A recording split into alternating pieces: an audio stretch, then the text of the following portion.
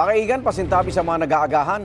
Bistado ang isang bahay sa Navotas sa ginagawa umanong katayan ng mga aso na ang karne binebenta umano sa Divisoria sa Maynila. Arestado ang 3 suspect na walang pahayag. May unang balita si Bea Pinlac. Kaawa-awa ang kalagayan ng asong nadatnan ng mga otoridad na wala ng buhay at nakasabit sa banyo ng isang bahay sa barangay Bagong Bayan, South Navotas nitong Lunes. Ang katawan ng isa pang aso, duguan at nilalangaw na habang nasa sahig. Sa sakong ito naman, natagpuan ang ilan pang nakatay na parte ng katawan ng aso.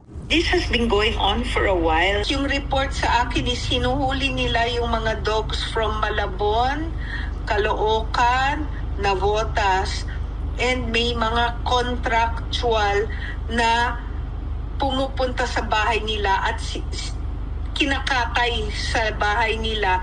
Ang karaniwang target umano ng mga suspect, mga asong gala. Ang iba, posibleng alagang aso dahil sa collar sa leeg.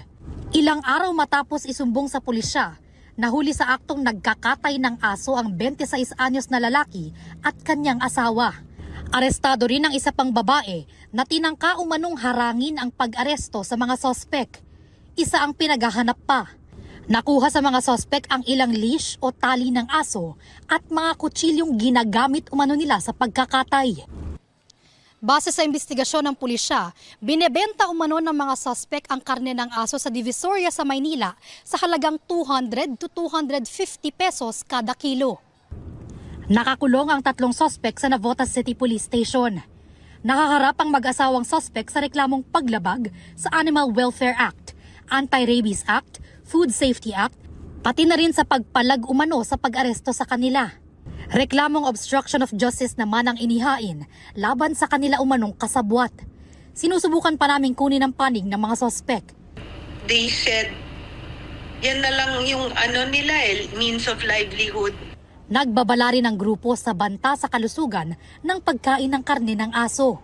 There are health risks because that is not livestock.